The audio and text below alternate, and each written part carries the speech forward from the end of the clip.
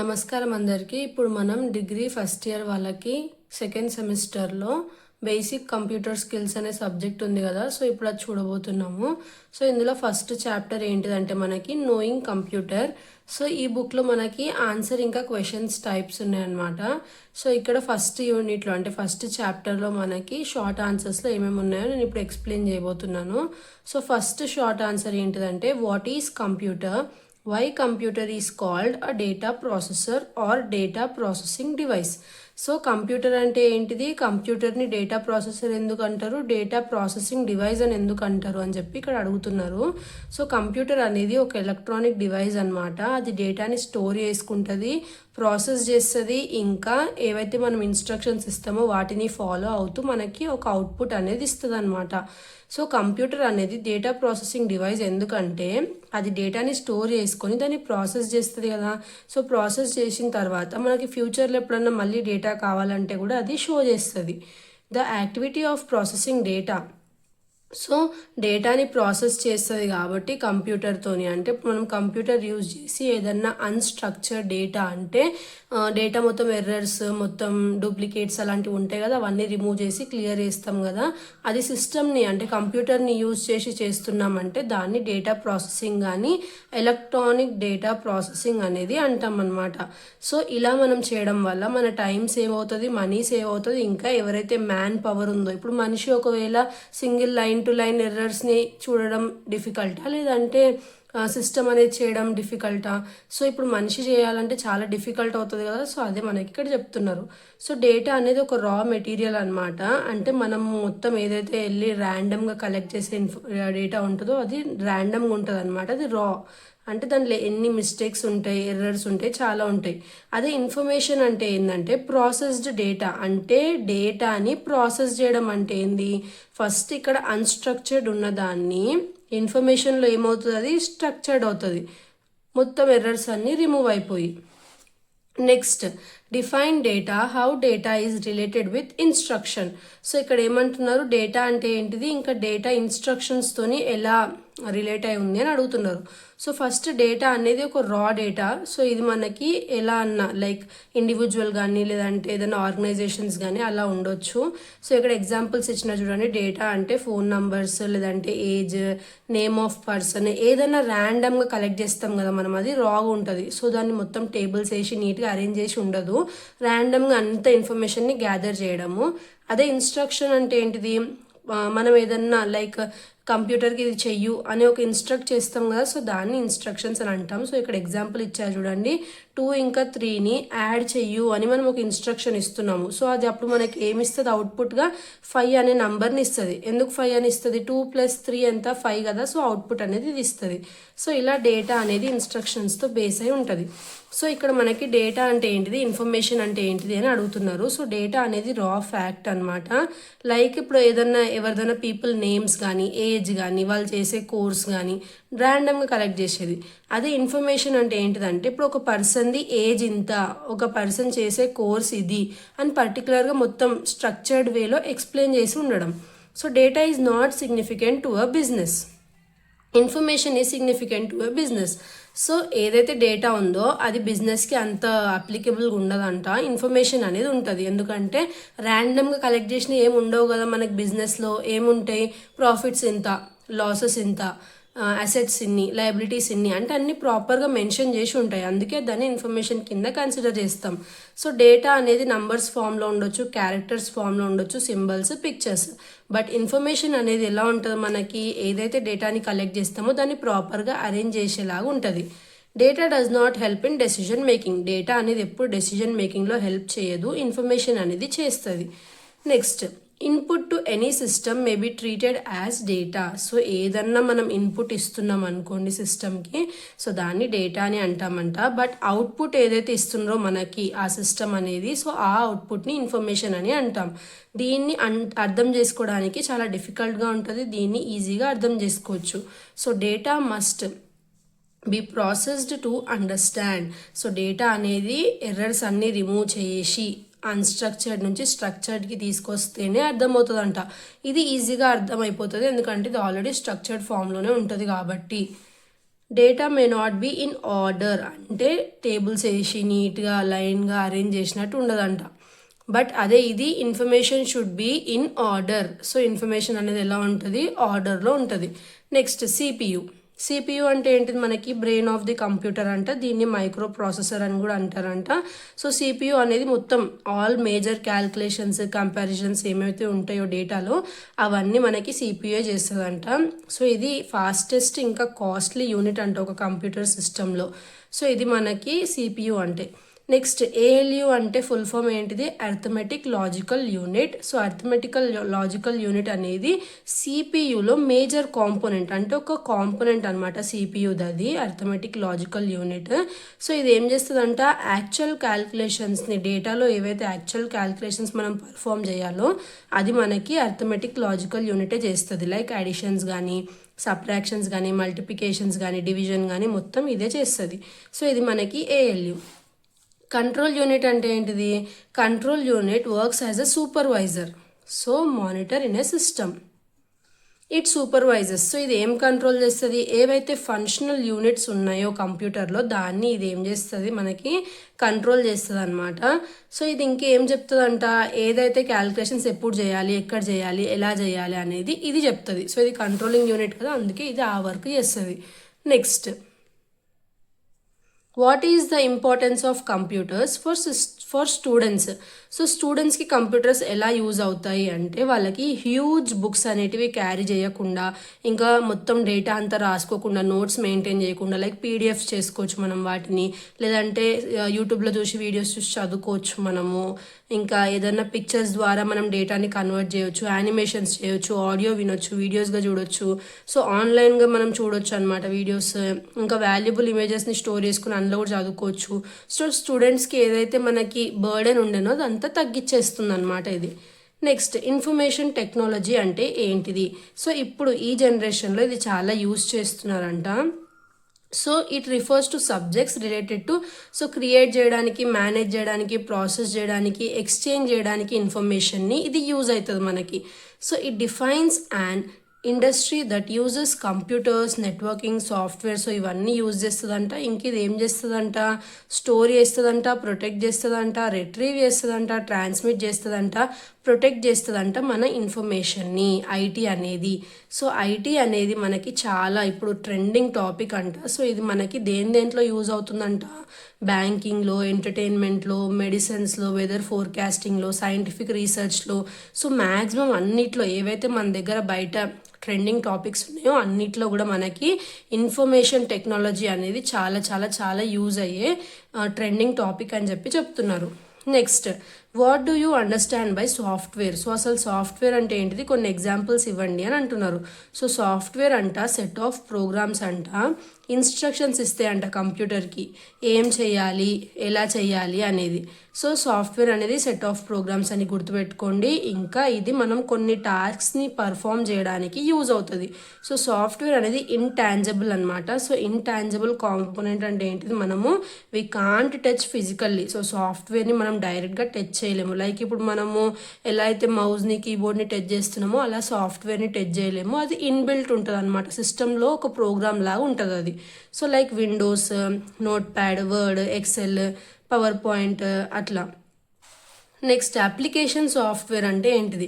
So application software అనేది ఒక software అంట. అది దేనికి డిజైన్ చేసిరంట, to satisfy a particular need. So ఒక పర్టికులర్ నీడ్ని సాటిస్ఫై చేయడానికి మనం అప్లికేషన్ సాఫ్ట్వేర్ అనేది యూజ్ చేస్తామంట. సో దీన్ని ఎందుకు డిజైన్ చేసిరంట, to solve the problems of one particular field. So ఒక పర్టికులర్ ఫీల్డ్లో ఏదైనా ప్రాబ్లం ఉందనుకోండి, సో దాన్ని సాల్వ్ చేయడానికి మనము అప్లికేషన్ సాఫ్ట్వేర్ అనేది యూజ్ చేస్తాం. నెక్స్ట్, సిస్టమ్ సాఫ్ట్వేర్ అనేది ఎందుకు యూజ్ చేస్తాం. సో సిస్టమ్ సాఫ్ట్వేర్ అనేది కూడా ఒక సాఫ్ట్వేరే. దీన్ని used for controlling the internal operations of the computer. So కంప్యూటర్లో ఏవైతే ఇంటర్నల్గా ఆపరేషన్స్ జరుగుతాయో సో అలాంటివన్నీ కంట్రోల్ చేసేదే సిస్టమ్ సాఫ్ట్వేర్. సో ఇది దాని మొత్తం లోపల ఏవైతే మనం ఇచ్చే డేటాని ప్రాసెస్ చేయడం కానీ, లేదంటే ఆపరేటింగ్ సిస్టమ్, ఇక కంపైలర్స్ ఉంటాయి కదా C++లో, సో అవన్నీ ఆపరేట్ చేసేది మనకి సిస్టమ్ సాఫ్ట్వేరే.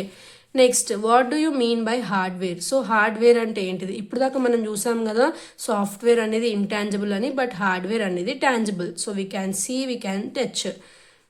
సో లైక్ ఏంటివి, మానిటర్ కానీ, మదర్ బోర్డ్ కానీ, సిపియు కానీ, మౌస్ కానీ, సో ఇవన్నీ మనం టచ్ చేయగలుగుతాం కదా, సో వీటినే హార్డ్వేర్ అంటారు. Next, what is virus, how it is harmful for the computer system. So virus అనేది ఎలా హార్మ్ఫుల్, వైరస్ అంటే ఏంటిది అని అడుగుతున్నారు. సో వైరస్ ఫుల్ ఫామ్ ఇది, vital information resource under siege is a malicious program or piece of code that is loaded onto your computer without your knowledge. So virus అనేది మనకు తెలియకుండా మన సిస్టంలోకి ఎవరో ఒకరు ఎక్కించిందనమాట. సో వైరస్ అనేది ఏం చేస్తుంది, మనం ఎలా అయితే సిస్టమ్ని ఆపోజిట్ అంటే వర్క్ చేస్తున్నామో దానికి ఆపోజిట్గా అది వర్క్ అవుతూ ఉంటుంది. ఇప్పుడు మనం ఒకవేళ క్లోజ్ చేస్తుంటే ట్యాబ్, అది ఆటోమేటిక్గా పాపప్ అవ్వడము అలాంటివి చూపిస్తుంది కదా, సో అప్పుడు మనం ఐడెంటిఫై చేయవచ్చు లైక్ వైరస్ అనేది ఎక్కింది సిస్టమ్కి అని. So harmful effects of computer virus. So computer virus ఒకవేళ వచ్చింది అనుకోండి దానికి, సో అప్పుడు అది ఏమవుతుంది అనేది ఇప్పుడు చెప్తాను. సో కంప్యూటర్కి వైరస్ వస్తే అంటే డేటా అనేది వేరే వాళ్ళు యాక్సెస్ చేసుకుంటారు, లేదంటే మన సిస్టంలో నుంచి దాన్ని డిలీట్ చేసే ఛాన్సెస్ కూడా ఉందంట. ఇంకా మన కంప్యూటర్ స్లో డౌన్ అయిపోతుందంట. ఇంకా కొన్ని ఏవైతే ప్రోగ్రామ్స్ ఉన్నాయో వాటిని కరప్ట్ అంటే వాళ్ళు దాన్ని హ్యాండ్ ఓవర్ చేసుకుంటారు, ఎవరైతే మన సిస్టంలోకి వైరస్ ఎక్కించినారో వాళ్ళు. నెక్స్ట్, మన ఇంపార్టెంట్ ఇన్ఫర్మేషన్ని దొంగతనం చేసేయచ్చు. నెక్స్ట్, మన దగ్గర ఉన్న అవైలబుల్ మెమరీ ఏదైతే ఉందో మన సిస్టమ్ది, దాన్ని కూడా మొత్తం లైక్ ఖరాబ్ చేసేస్తారు కదా, సో అలా అయిపోతుంది ఒకవేళ వాళ్ళు మన సిస్టంలోకి ఎవరన్నా తెలియని వ్యక్తులు మన సిస్టంలోకి వైరస్ వేయడం వల్ల. Next, peripheral device. సో ఇదేంటిదంట, it is a device attached to a host computer in order to expand its capabilities. So సిస్టమ్కి ఆల్రెడీ ఉన్న క్యాపబిలిటీస్ని ఇంకా ఎక్స్పాండ్ చేయడానికి మనం పెరిపెరల్ డివైజెస్ అనేటివి యూస్ చేస్తామంట. సో దీన్ని ఎందుకు యూజ్ చేస్తాం, ఇది ఆప్షనల్ ఇన్ నేచర్ అంట. అంటే మనం ఇది యూజ్ చేసుకోవచ్చు, యూజ్ చేసుకోకపోయినా పర్లేదు, సో అది మన ఇష్టం. లైక్ ఇప్పుడు DVD పెన్ డ్రైవ్స్ ఉంటాయి కదా, అవి మన ఇష్టం. మనం ఒకవేళ పెన్ డ్రైవ్ యూజ్ చేసుకోవాలంటే యూజ్ చేసుకోవచ్చు, లేదంటే నార్మల్గానే ఉంటుంది సిస్టమ్, ఎలాంటి ఎఫెక్ట్ ఉండదు యూజ్ చేసినా చేయకపోయినా. మైక్రోఫోన్స్, కెమెరా, స్కానర్స్, సో ఇవి. నెక్స్ట్, కీబోర్డ్ అంటే ఏంటిది. సో కీబోర్డ్ అనేది ఒక కామన్ ఇన్పుట్ డివైస్. సో దీన్ని మనం ఎందుకు యూజ్ చేస్తాం, ఒక టైప్ రైటర్ కింద యూజ్ చేస్తాము. దీనిలో 104 కీస్ ఉంటాయి. ఇంకా ఏదైతే కీబోర్డ్ ఉంటుందో అది మనం టైప్ చేస్తుంటాం కదా, అది స్క్రీన్ మీద చూపిస్తూ ఉంటుంది అనమాట. So multimedia keyboard contains. So multimedia కీబోర్డ్కి ఎలాంటి ఫంక్షన్స్ ఉంటాయంట, వాల్యూమ్ కంట్రోల్ చేయొచ్చు అంట, launching internet explorer, changing songs, video tracks, ఇంకా లాంచింగ్ ఈమెయిల్ సాఫ్ట్వేర్స్. సో ఇవన్నీ ఫెసిలిటీస్ మల్టీమీడియా కీబోర్డ్స్కి అవైలబుల్గా ఉంటాయంట. నెక్స్ట్, మౌజ్. సో అసలు మౌజ్ అంటే ఏంటిది. సో మౌజ్ అనేది పాయింటింగ్ ఇన్పుట్ డివైస్. సో ఇదేం చేస్తుందంట, మనకి ఒక కర్సర్ ఉంటుంది, ఇంకా 1 or more buttons used. So దీన్ని మనం డిస్ప్లే స్క్రీన్ మీద పాయింట్అవుట్ చేయడానికి, లైక్ మనకు యారో లాగా అనిపిస్తుంది కదా, సో దాన్ని పాయింట్ చేస్తాం కాబట్టి దీన్ని పాయింటింగ్ డివైస్ అంటారు. ఇంకొక ఫార్మ్ ఆఫ్ యారో ఉంటుంది స్క్రీన్ మీద, సో ఆ యారోని మనము కర్సర్ అని అంటామంట. అది మనం ఎక్కడికంటే అక్కడ మూవ్ చేసుకొని మనకు నచ్చింది లైక్ ఏదైతే మనం సెలెక్ట్ చేసుకోవాలనుకుంటున్నామో దాన్ని సెలెక్ట్ చేసుకోవచ్చు. Differences between printer and platter. So printer అంటే ఏంటిది, ప్లాటర్ అంటే ఏంటిది అనేది ఇప్పుడు చూద్దాము. సో ప్రింటర్ అనేది ఏం చేస్తుందంట అంటే a character by sticking a head on ribbon. Next, plotter అంటే ఏంటంటే by moving a pen across the pieces of paper. So printing అనేది హై స్పీడ్ ఉంటుందంట, ప్లాటర్ అనేది మనకి లో స్పీడ్ ఉంటుందండి. ఇది కాస్ట్ లో అనేది ఉంటుంది, ఇదేమో హై అనేది ఉంటుంది. సో ప్రింటర్ అనేది ఒక ఆఫీస్ అప్లికేషన్ అంట. It is used for printing small images. అదే ప్లాటర్ అనేది లార్జ్ గ్రాఫ్స్ని, లేదంటే డిజైన్స్ని, పేపర్ కన్స్ట్రక్షన్ మ్యాప్స్ని, డ్రాయింగ్స్, ఆర్కిటెక్చరల్ ప్లాన్స్ ఏమన్నా ఉన్నా అంటే బిల్డింగ్స్ ఎలా తయారు చేయాలి, బ్లూ ప్రింట్స్ ఉంటాయి కదా, అవన్నీ ప్లాటర్ యూజ్ చేసి చేస్తారు. Next, define scanner. So scanner అనేది ఏంటిది, మనకి ఒక ఇన్పుట్ డివైస్. సో దీన్ని ఫోటో కాపీ మెషిన్స్ ఏవైతే ఉంటాయో వాటిని works more like photocopy machine లాగా వర్క్ అవుతుందంట. ఇంకా స్కానర్ అనేది ఎందుకు యూజ్ చేస్తారంట, printed or handmade pictures కోసం, లేదంటే ఫోటోగ్రాఫ్స్ కోసం, టెక్స్ట్ డాక్యుమెంట్ కోసం కంప్యూటర్లో. It is simply translate a paper document into digital image. So digital image కింద కన్వర్ట్ చేస్తుందంట ఇది. సో ఇక్కడ ఎగ్జాంపుల్స్ ఇచ్చినారు, some major manufacturer scanners. So ఈ వీళ్ళు స్కానర్స్ తయారు చేసే కొంచెం ఫేమస్ కంపెనీస్ అంట, ఎప్సన్, ప్యాకర్డ్, మైక్రోటెక్. సో ఇక్కడ నెక్స్ట్ ఏమి ఇచ్చినారు, use of optical mark reader. So optical mark reader అనేది ఒక ఆప్టికల్ స్కానర్ అంట. సో దీన్ని ఎందుకు యూజ్ చేస్తాము, which reads absence or presence of a mark with a pencil or a pen.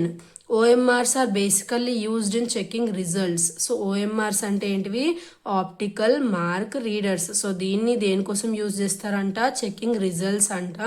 So దీన్ని మనం ఏమంటాం, ఇంకా OMR షీట్ మనకు ఉంటుంది కదా, బేసిక్గా అదే ఇది అనమాట. Next right a short note on web cam. So web cam అనేది ఒక వీడియో కెమెరా, అది మనకి ఇమేజెస్ కానీ వీడియోస్ కానీ సెండ్ చేసుకోవడానికి యూజ్ అవుతుంది. ఇంటర్నెట్ యూజ్ చేసుకొని టు అనదర్ లొకేషన్, వేరే లొకేషన్లో ఉన్నా సరే మనకు పాసిబిలిటీ ఉంటుంది షేర్ చేసుకోవడానికి. So some selected digital cameras can operate web cam.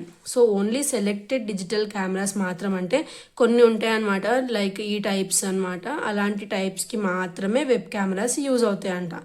Next today many desktop computer systems and laptops come with a built in web cameras and microphone. ఇప్పుడు ఏదైతే generation ఉందో అందులో కంప్యూటర్స్లోనే ఇన్బిల్ట్, అంటే ల్యాప్టాప్స్లో కంప్యూటర్స్లో ఇన్బిల్ట్ వెబ్ కెమెరాస్ మైక్రోఫోన్స్ వస్తున్నాయంట. Next VDU visual display unit. So visual display unit అన్న మానిటర్ అన్న ఇది ఏంటిదంటే ఒక సాఫ్ట్ కాపీ అవుట్పుట్ డివైస్ అంట. సో ఇది మనకి ఏం చేస్తుంది, output in form of a picture on the screen. It is just like a television screen అంట. ఇది యూజువల్లీ కంప్యూటర్లో ప్రోగ్రామ్స్ చూడడానికి ఉపయోగపడుతుందంట. లైక్ ఇప్పుడు VDU అంటే ఏంటిది, మనకి మానిటర్ లాగానే. సో మానిటర్ మనం దేనికి యూజ్ చేస్తాం, మనం ఏదైతే స్క్రీన్ మనం చూస్తామో దాన్ని మనము VDU అంటారు, అంటే డిస్ప్లే ఇస్తుంది మనం ఏం చేయాలో ఏం చూడాలో అనేది. What is difference between impact and non impact printer. So impact printer అంటే ఏంటిది, నాన్ ఇంపాక్ట్ ప్రింటర్ అంటే ఏంటిది. సో ఇంపాక్ట్ ప్రింటర్ అంటే by touching the print head to paper. Next non impact printer ఏం చేస్తుంది, వితౌట్ ఫిజికల్ కాంటాక్ట్, ఎలాంటి physical contact లేకుండా heat generate అయ్యి ప్రెషర్ ఇంకా లేజర్ టెక్నాలజీ యూజ్ చేసుకుంటూ మనకి ప్రింటింగ్ అనేది ఇస్తుంది అనమాట. నెక్స్ట్ ఇంపాక్ట్ ప్రింటర్స్లో ఏమవుతుందంట, విత్ ఇంపాక్ట్ ఆఫ్ హ్యామర్. అదే ఇక్కడ no such impact technology is used. So ఇక్కడ ఏం యూజ్ చేస్తున్నారు, ఇంపాక్ట్ ఆఫ్ హ్యామర్ యూజ్ చేస్తున్నారు. ఇది లో రెజల్యూషన్ ఉంటుంది, ఇది గ్రేటర్ రెజల్యూషన్ ఉంటుందంట. ఇది స్లో ప్రింటింగ్, ఇది స్పీడ్ ప్రింటింగ్. ఇంకా ఇందులో కెనాట్ ప్రింట్ కలర్డ్, ఇక్కడ కెన్ ప్రింట్ కలర్డ్. తర్వాత the most commonly used printer ఏంది, డాట్ మ్యాట్రిక్స్ ప్రింటర్. అదే ఇక్కడ non impact printers or inkjet printers. What do you understand by soft copy and hard copy outputs. So soft copy outputs అంటే ఏంటివి, hard copy outputs అంటే ఏంటివి అని అడుగుతున్నారు. So soft copy outputs అంటే computer monitors, speakers. Hard copy monitors అంటే printer, platter. అదే memory. So memory అంటే ఏంటిది, మనకి ఇక్కడ ఏదైతే మన సిస్టంలో మనం స్టోరేజ్ చేసుకోవాలనుకుంటున్నాము, మోర్ దెన్ ఇట్స్, అంటే ఇప్పుడు దానికి ఉన్న కెపాసిటీ కంటే మనం దాన్ని ఎలా స్టోర్ చేసుకుంటున్నాము డేటా అనేది. ఇప్పుడు మెమరీ అంటే ఇప్పుడు లైక్ మనకి మెమరీ కార్డ్ ఉంటుంది, అదొక స్టోరేజ్ ఏరియా అనమాట. మన దగ్గర ఫోన్లో ఉన్న స్టోరేజ్ కంటే మనము ఆ మెమరీ కార్డులో ఇంకా ఎక్స్ట్రా అడిషనల్ ఫొటోస్ వేసుకొని మనం మన ఫోన్లో వేసుకుంటే మనకి ఎక్స్ట్రా స్టోరేజ్ అనేది వస్తుంది. సో దట్ మనం దానికి ఫొటోస్ యాడ్ చేసుకొని ఆ కార్డ్ని మనం తీసి మళ్ళీ తర్వాత కూడా వేరే ఫోన్లో కూడా అలా వేసుకుంటూ యూజ్ చేసుకోవచ్చు. సో మెమరీస్ అనేటివి 2 టైప్స్ ఉంటాయంట, primary memory, secondary memory. Primary మెమరీలో RAM, ROM, cache memory, virtual memory. అదే సెకండరీ మెమరీలో magnetic storage, optical storage, solid stage storage. Next ర్యామ్కి రోమ్కి డిఫరెన్స్ ఏంటిది. సో ర్యామ్ అనేది ఇన్ఫర్మేషన్ స్టోర్ చేసుకుంటుంది, మనం అది ఎప్పుడన్నా చూడొచ్చు ఆ ఇన్ఫర్మేషన్ని. అదే రోమ్ అనేది ఏం చేస్తుంది, ఇన్ఫర్మేషన్ని పర్మనెంట్లీ స్టోర్ చేస్తుంది.